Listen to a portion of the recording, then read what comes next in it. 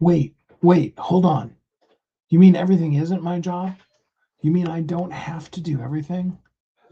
Wait, if that's true, why am I doing all this stuff? Do you ever find yourself asking that question? That's what yesterday totally was for me.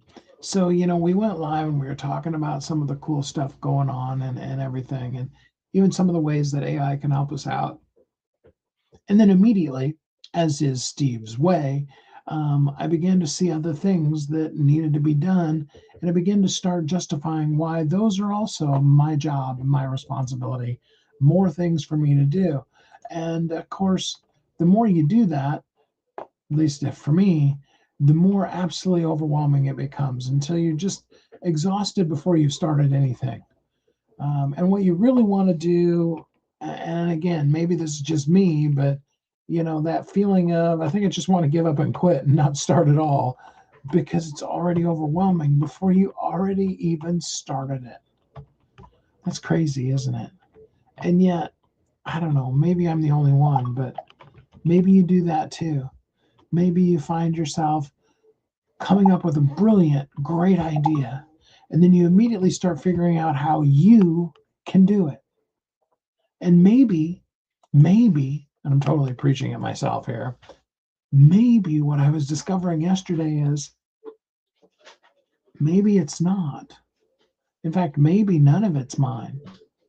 What if, whether it be an AI system or a way to empower somebody else to be able to do the things that they're brilliant at, what if that's the real blessing of the next idea, the next concept? Something happens.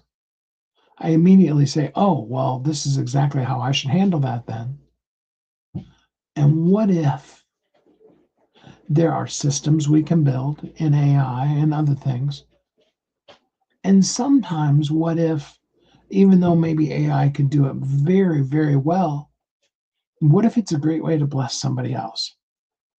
Here's a thought I was having yesterday in one of the conversations I was having.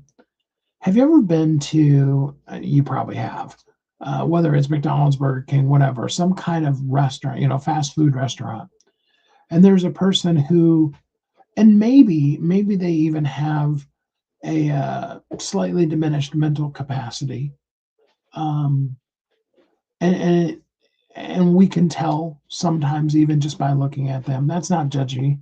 That's just, oh, thank you, Zach. I appreciate that. Jesus loves you too. He has really great plans for us. Thank you for coming in and saying that, though. I really appreciate it. And so we see this brilliant person that is um, doing something simple, going to the one counter and picking up the fries and putting them on the tray, or taking the already fully packed tray and picking up the tray and moving it over from the prep counter to the customer counter. And they've got a great big smile and they're just really excited. And some of those times, some of those people are the most amazing people you'll ever meet in their life because their joy is contagious. Their thank you is so real.